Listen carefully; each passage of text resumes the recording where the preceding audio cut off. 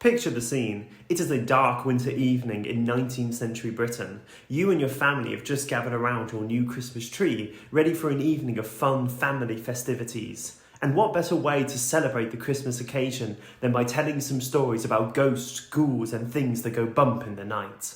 That's right, during the Victorian era it was a popular tradition to tell ghost stories at Christmas time. But why was it so popular? Britain has had a long history of storytelling and theatrics. For centuries, the Christmas season was littered with plays, pantos, mummers, and stories for people to engage with. But it was actually with the rise of the periodical press that saw ghost stories rise in popularity during the Victorian era.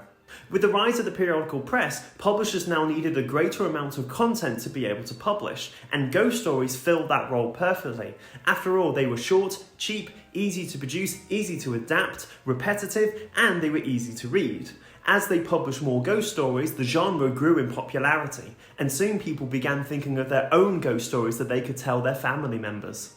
So why do they specifically tell ghost stories at Christmas time? Well, the dark, cold winter months created the perfect atmosphere for these stories to be shared in. And as Christmas was the time when all the family would come together, it created the perfect audience for you to share your stories with. Furthermore, the holiday's close association to Celtic and Norse pagan festivals meant that storytellers could draw inspiration from these traditional pagan cultures and integrate them into their ghost stories.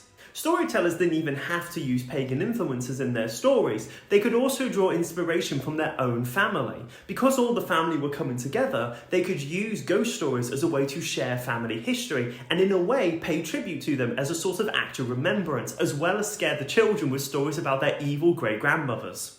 Therefore, Victorian ghost stories weren't just for entertainment, they were also about celebrating the family and its history.